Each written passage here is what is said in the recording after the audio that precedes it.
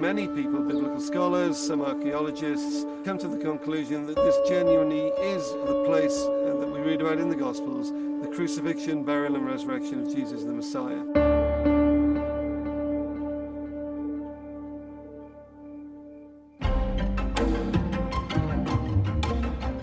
The Gospels tell us that Jesus died on Golgotha, which means Skull Hill.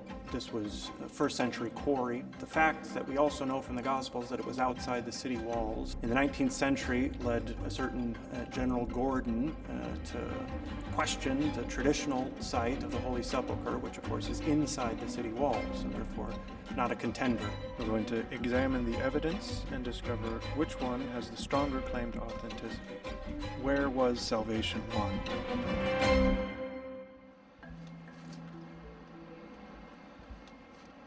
General Gordon came to Jerusalem because he'd heard about this hillside. He'd heard reports that this could be Skull Hill, and he became convinced that what he was looking at was Golgotha or Calvary, as mentioned in the Bible, the place where Jesus was crucified. You know the significance of this place?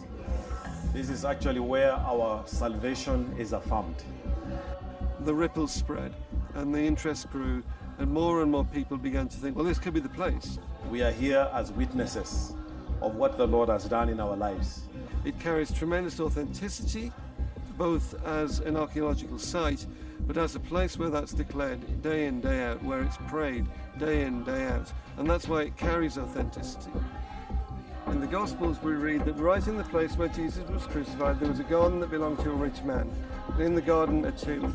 A rich man's garden would be there to make him a prophet, so you'd be looking at olive groves, vineyards. What we have here is a vineyard.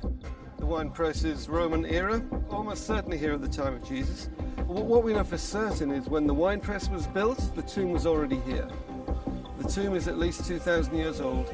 Many people believe that what we're looking at is indeed the tomb in which Jesus' body was lain. The resurrection isn't a nature myth about butterflies in spring. It's a claim that in history, in a specific time and place, a man was raised from the dead and appeared to witnesses. And to be able to say that this is the place where that happened strengthens the claim. The tomb in the garden is at least 2,000 years old. It's a Jewish rolling stone tomb that matches somewhat the description of the tomb in which Jesus' body was lain. After the time of Jesus, the tomb began to be identified as a place of Christian worship, even 1,500 years ago. Obviously, it counts a great deal more whether you believe that Jesus rose from the dead or not than whether you believe he rose from the dead here or 300 meters away.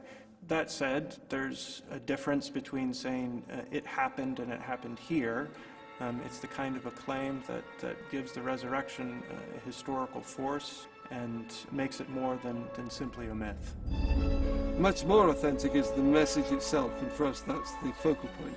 Whether this is the exact location is very secondary to the fact that this place speaks of that. The Christian faith is a tangible physical linking with a physical God who physically made himself known in Jesus. And the fact that anyone from any background can engage with him and in him receive the love of the Father. If we stop doing that, we fail.